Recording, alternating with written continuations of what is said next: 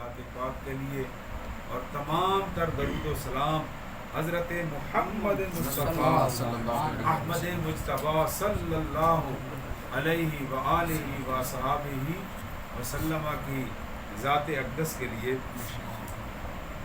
آج ماشاءاللہ فوج صاحب کے اس رہائش گاہ پر محفل ذکر خدا اور ذکر مصطفیٰ، میلاد مصطفیٰ انعقاد پذیر ہے۔ اللہ تبارک و تعالیٰ فوج صاحب کا اور ان کے بچوں کا اور پورے گھر والوں کے عشق اور محبت رسول میں اضافہ فرمائے اور ثابت قدمی عطا فرمائے۔ یہ بہت بڑی دعا ہے کہ اللہ پاک ثابت قدمی عطا فرمائے۔ اور صوفی صاحب ماشاءاللہ ان محافل کے انعقاد کے روح رواں ہیں، اللہ پاک نے بھی ثابت قدمی عطا فرمائے۔ حضرات محترم، محبوبوں کا ذکر کریں تو محبوب راضی ہو جاتے ہیں۔ آج 19 ذی الحج شریف ہے۔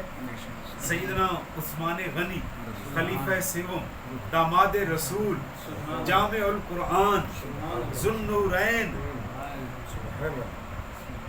جی صاحب شرم و حیا رضی اللہ تعالی عنہ کا کل یوم شہادت گزرا، اور آپ ہی کے فضائل اور مناقب میں یہ زبان رطب اللسان ہے۔ دعا ہے کہ پروردگار عالم یہ چند الفاظ اپنی بارگاہ میں قبول و منظور فرمائے۔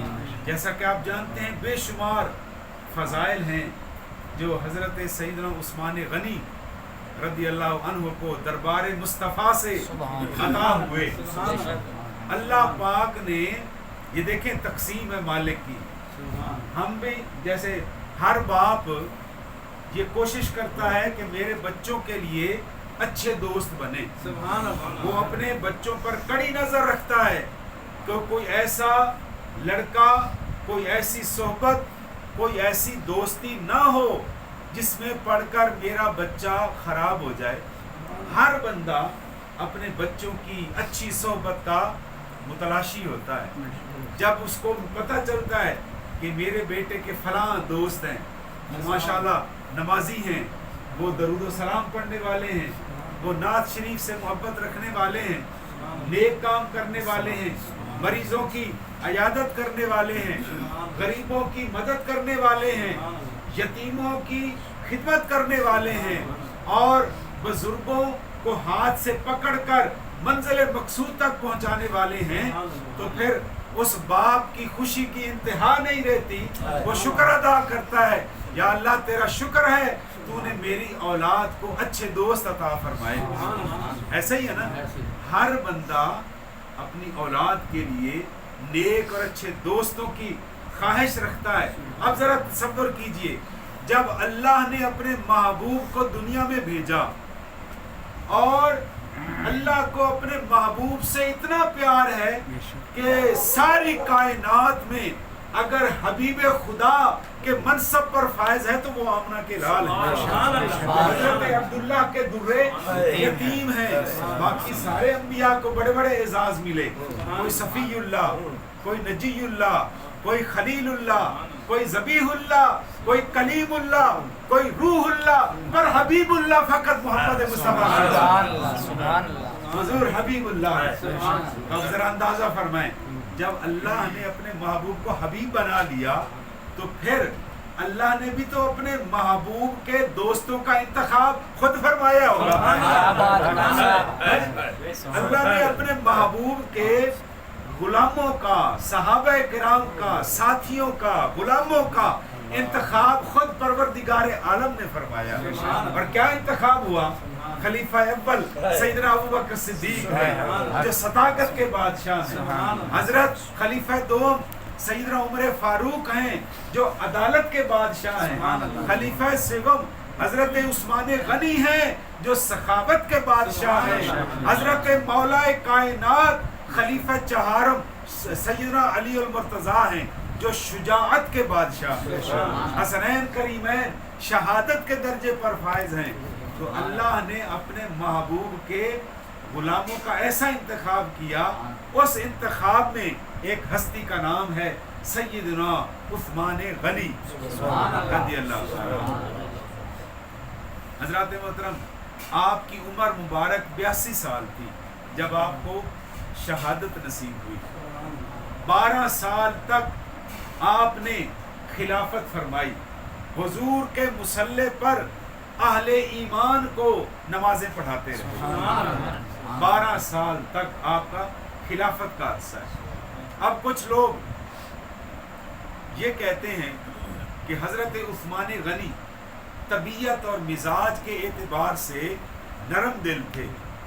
آپ کی نرمی کی وجہ سے یہ کچھ لوگ ایک اعتراض پٹ اپ کرتے ہیں کہ آپ کے مزاج کی نرمی کی وجہ سے آپ کے دور خلافت میں انتشار پیدا ہو گیا، لڑائی پیدا ہو گئی۔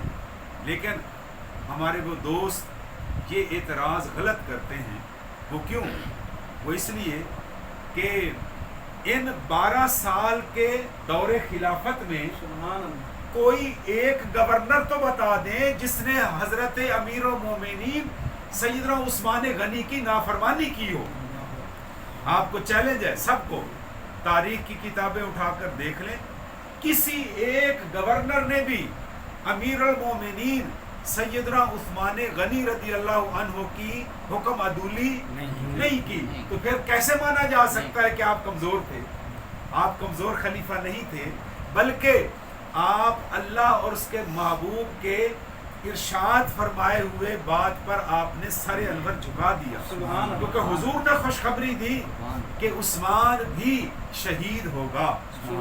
آپ نے تو جام شہادت پینے کے لیے خود اپنے سر کو جھکا دیا، ورنہ آپ اگر طاقت استعمال کرتے تو کسی کو سر اٹھانے کی جرت نہ ہوتی۔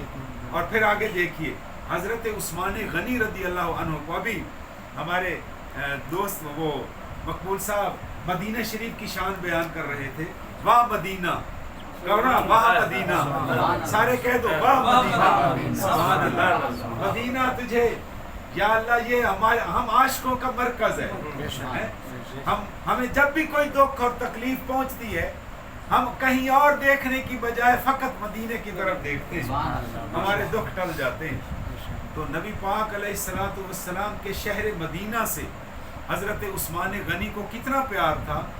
جب چند شر پسند لوگ اٹھے تو آپ سے عرض کیا گیا، یا امیر المومنین، اس وقت یہاں حالات مدینہ شریف میں ٹھیک نہیں ہیں، آپ یہاں سے کہیں اور دوسرے شہر میں منتقل ہو جائیں۔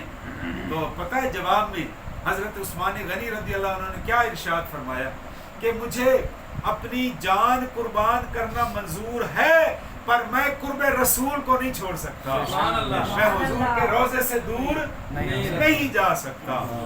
پھر آپ سے عرض کیا گیا، حضور چند شرپسند اسلام کا لبادہ اوڑھ کر وہ مدینہ شریف میں آ گئے ہیں، بظاہر وہ مسلمان ہیں لیکن اندر سے ان کی نیتیں درست نہیں ہیں، وہ آپ کو تکلیف پہنچانے کی جستجو میں ہیں، ان کا ہدف امیر المومنین کی ذات ہے۔ حضور آپ طاقت کا استعمال کریں، اپنے مجاہدین کو اشارہ فرمائیں، وہ ان کو پکڑ کر ان کو ان کے انجام تک پہنچائیں۔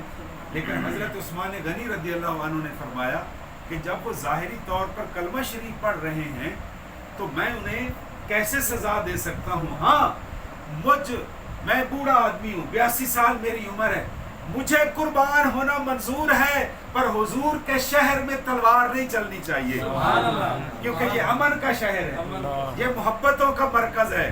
تو آپ نے تقدیر الہی کے سامنے اپنا سر جھکایا، حالانکہ آپ کمزور خلیفہ نہیں تھے، آپ نے تو اللہ کی رضا پر اپنی جان کو قربان کیا، بلکہ نبی پاک علیہ السلام نے آپ کو خواب میں آ کر بشارت دی، اے عثمان اب دیر نہ کرو، اب دنیا میں رہنے کے لیے آپ دیر نہ کریں، میں محمد تمہارا جنت میں انتظار کر رہا ہوں۔ نعرہ تکبیر، نعرہ رسالت، نعرہ حیدری، محفل میلاد النبی زندہ باد۔ حضور نے جب زیارت کروائی تو حضرت عثمان غنی رضی اللہ تعالی عنہ نے کسی کو حکم نہیں دیا کہ کوئی کسی پر تلوار نہ چلائے، میں تو جہاں سے جانے کے لیے جلدی میں ہوں کیونکہ میرے آقا جنت میں میرا انتظار کر رہے ہیں۔ اللہ تبارک و تعالی سیدنا عثمان غنی رضی اللہ تعالی عنہ کے عشق اور محبت کا صدقہ ہم سب کو یہ عشق رسول کی خیرات عطا فرمائے، اور حضور خواجہ صاحب نے جو یہ اللہ اللہ کا ذکر آپ لوگوں کے ذمے لگایا ہے، ہمارے ذمے ہے، اللہ پاک اس میں ہمیں دوام عطا فرمائے۔ وما علینا الا البلاغ۔